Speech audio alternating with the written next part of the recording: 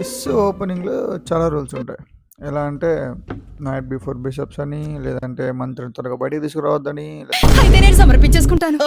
ఇలా చాలా రూల్స్ ఉంటాయి. బట్ అన్ని రూల్స్‌లో కన్నా ఇంపార్టెంట్ రూల్ ఏదంటే ఏది? మనం దేనికోసం ఆడతాం గేమ్? కింగ్‌ని పడుకున్నానికే కదా! సో, ఆ కింగ్‌ని తీసుకెళ్ళి క్యాజిల్ చేయడం. క్యాజిల్ అంటే ఏంటంటే సెంటర్‌లో ఉన్న కింగ్‌ని తీసుకెళ్ళి సైడ్‌కి పడేయడం.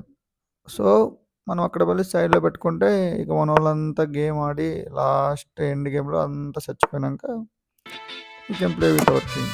అలా కాదని చెప్పి మనం సెంటర్‌లో మన కింగ్‌ని పెట్టామనుకో, ప్రతి ఒక్కడు వచ్చేవాడు, పోయేవాడు మన కింగ్‌ని కొట్టి, కొట్టి, కొట్టి చంపేస్తారనమాట.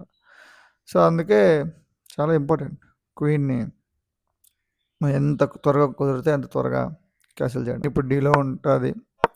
సో, క్వీన్ పక్కన ఉన్న బిషప్పు ఇప్పుడు నువ్వు కింగ్ సైడ్ క్యాసిల్ చేయాలనుకుంటే కింగ్ పక్కనున్న గుర్రం ఉంటే పక్కన పెట్టేసి క్యాసిల్ చేసుకోవాలి.